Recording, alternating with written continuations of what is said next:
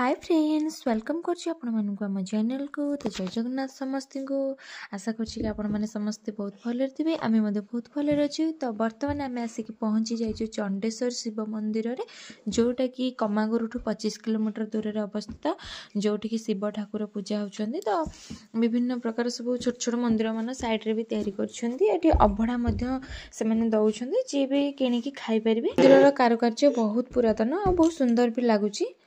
तो आज को प्राय 10 वर्ष तले मो फैमिली सहित आसी से मेला हुए बहुत गहली रुहे। एबे तो बहुत गहली कमी जाइए मंदिर एत भिड़ हुई से ठाकुर को दर्शन भी करनी बहुत ठेला पेलार ठाकुर को देखा हुए। तो मन अच्छी से 10 वर्ष तलर माने पुराना कथा। आ प्रथम थर आज हजबैंड सहित मो मेला बुलिया आसी ठाकुर को भी दर्शन करी। आप भावुवे ठाकुर को कौन देखा करने को आसी मेला बुलवा कहूँ तो कही रखी मंदिर सामने पूरा फ्रंट रे मेला ही हो चंडेश्वर यात्रा पूरा फेमस यही चंडेश्वर ग्राम।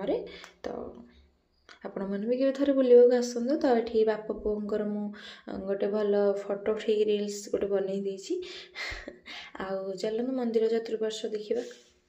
तो मंदिर चतुर्पार्श्व ये भाव नाग देवता मूर्ति सबुठी छोट कि बड़ मीडियम साइज मूर्ति भी अच्छा रखिकी भाव में पूजा कर।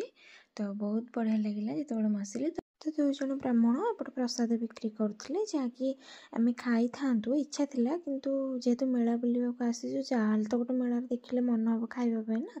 तो से मना कली आ मो हजबैंड कहले ठीक अच्छे नेक्स्ट के आसिले आउ के खाइबा।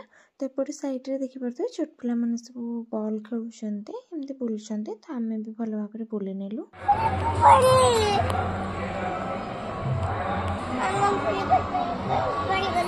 तो ये मो पुअर ए नखरामी चली आउ मंदिर चतुर्पार्श्व आपण मैंने देखिले भल भाव में।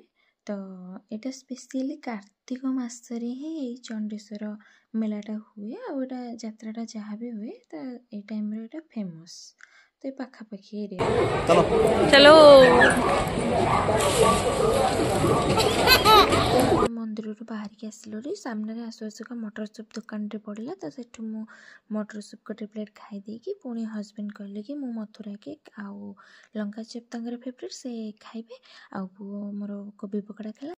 तो ये आसिक गोटे रेड कलर फूलदानी किनली जोटा कि मतलब बहुत भल लगे।